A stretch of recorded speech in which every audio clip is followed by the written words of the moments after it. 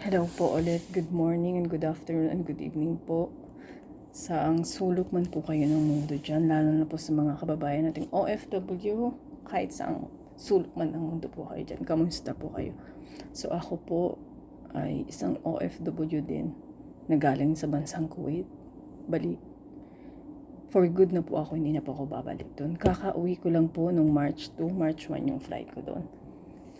Gusto ko lang po i-share sa inyo yung mga pinagdaanan ko sa pag-travel ko galing Kuwait. Okay po. So, kailangan po na yung passport nyo, syempre po, hindi po expire. Kailangan 6 months before po na mag-travel kayo. 6 months before ng expiration ng passport nyo, renew nyo na po yun. O kaya, mas maganda po na 1 year before ng expire ng passport nyo, renew na po talaga siya. And then, yung ID nyo po doon, yung ikama ID po natin, kailangan hindi pa po yun expire bago kayo umuwi. Sa akin po kasi, sa passport ko naman, maaga ko siyang na-renew, 7 months before pa lang nung nag-renew na ako. Tapos yung sa ID ko naman po doon, ikama, hindi pa po siya expired na umuwi ako dito.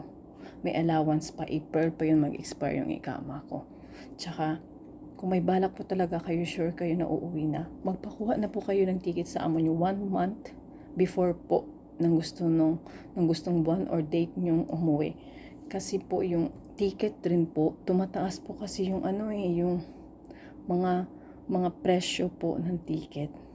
So, ganun po sa akin kasi 1 month pa lang before nun, nagpakuha na ako ng ticket din sa amo ko. Tsaka, dapat nyo pa pala pong gawin ay mag-download po kayo ng Kuwait Musafir. Kasi importante po yun, mandatory po yun sa Kuwait bago kayo pumasok sa airport. Download nyo lang po yung Kuwait Musafir apps, tapos mag-register lang po kayo doon. Pag nakapag-register na po kayo, pag may ticket na po kayo, encode nyo lang po doon yung ticket nyo. Pindutin nyo lang po yung add departure. Tapos, mag-reply sila sa inyo, mag-email po sila sa inyo. Mag-email po sila kapag na-encode nyo na yung flight nyo doon. May QR code po yun. So, screenshot nyo or isave nyo po. Kasi once na pumasok na kayo ng airport dito sa Kuwait, ako po kasi terminal 1 po ako na airport. Pumasok, mag-check-in po kayo, papasok pa lang po kayo. Harangin po kayo doon. So, bali, hahanapan po kayo asan yung QR code nyo sa Kuwait Musafir. So, i-ano nyo lang po doon sa screen, yung cellphone nyo, iharap nyo doon sa meron po sila doon screen na maliit, itap nyo lang doon yung cellphone nyo na may kasamang QR code, tsaka okay na, approve na po yun, tapos titingnan yung mukha nyo kung kayo ba talaga yun, tapos pasok na po kayo, mag-check-in na po kayo doon. Tapos, ito pa po pala, tips ko lang sa inyo, bago po kayo mag-travel, pauwi ng Pinas, sa bahay pa lang mismo po ng amo nyo, ikilo nyo na po talaga yung mga bagahe nyo. Kasi pagdating po, nag-check-in na kayo, sobra-sobra po yung bagahe nyo. Magbabawas po kayo ng bagahe nyo, mag-iisip ka, saan mo po yung dadalhin, saan mo po yung ibibigay yung mga bagahe na sobra po sa inyo, di ba? Kaya kailangan po talaga, sa bahay pa lang mismo ng amo nyo, manghiram po kayo ng kiluhan. Kung wala mas ng kiluhan, magtanong kayo sa amo nyo, baka mayroon po diyang kakilala sa kapitbahay na mayroong kiluhan, magkilo po talaga kayo. Para sakto po, tsaka saktong kilo lang po dapat, tsaka walang sobra. Opo, kasi sa akin po talaga nagkilo po talaga ako sa bahay pa lang. Kasi pagdating dun sa nag-check-in ka, at least wala kang problema, wala kang hindi hassle, hindi kang mag-iisip kung anong gagawin mo dun, di ba? Pagod ang tayo sa kakadala ng mga gamit nating mabibigat.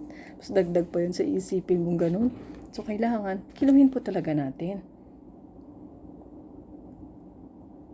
Shout out po dyan pala sa mga kaibigan kong nagtulong sa akin sa bagahe ko dyan sa Kuwait.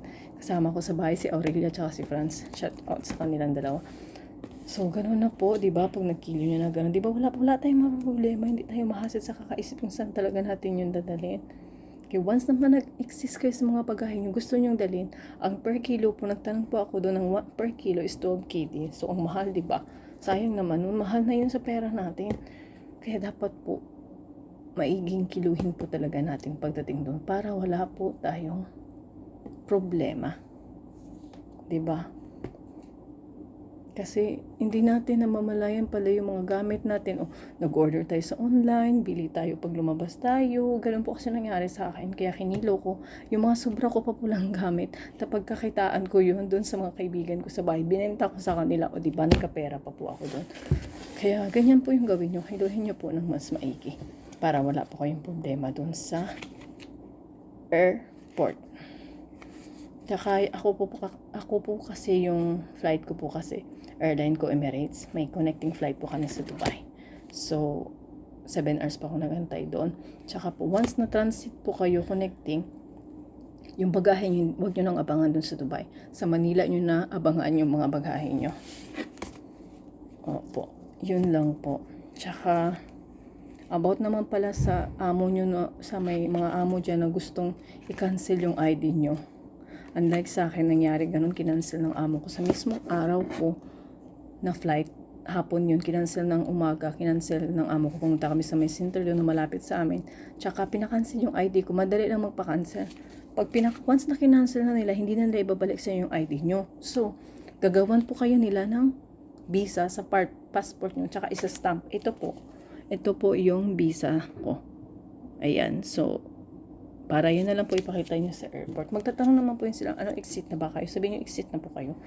Ganon na po kasimpleng gawin nyo.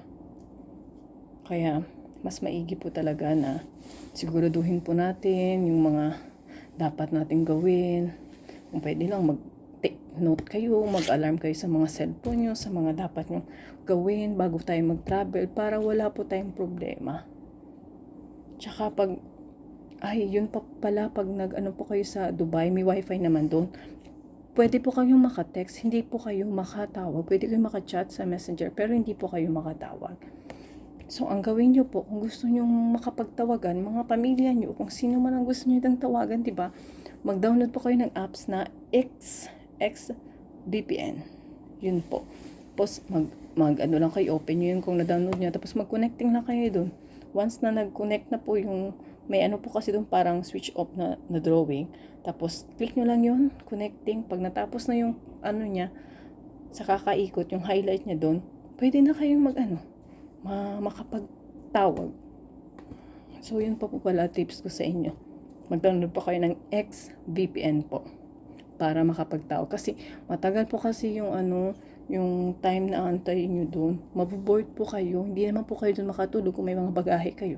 Yung hand carry nyo, di ba? Hindi po kayo makakatulog kasi nagbabantay po kayo ng mga ng mga bagahe nyo doon. May makakilala naman po kayo doon ng mga Pinay. Marami naman po kayong makasabayan sa aeroplano. So, yun lang po yung tips ko po sa inyo sa pagta-travel. Bago mag-travel, yan po ang gawin nyo. Tsaka, mag-ingat na lang po din tayo sa mga gamit natin. Yun po. So, abangan nyo po ulit ako sa next vlog. Magpa-vlog pa po ako about sa experience ko naman po sa pagdating ko dito sa Maynila. So, yun lang po. Maraming salamat po. Tsaka, huwag niyo pong kalimutan i-like po or i-share niyo po. Tsaka, mag-subscribe po kayo sa channel ko. Yan naman po yung name ko po. Thank you so much po. Ingat na lang po kayong lahat.